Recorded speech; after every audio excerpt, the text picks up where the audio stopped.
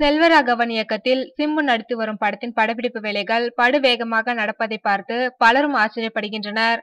ஒரு காலத்தில் முட்டி மோதிய சிம்புவும் தனுஷும் தற்போது நெருங்கிய நண்பர்கள் ஆகிவிட்டனர். ட்விட்டரில் அண்ணா தம்பி என்று இருவரும் பாசமாக பேசிக் கொள்கின்றனர். இந்நிலையில்தான் சிம்பு தனுஷின் அண்ணன் செல்வராகவன் இயக்கத்தில் ஒரு படத்தில் நடித்து வருகிறார்.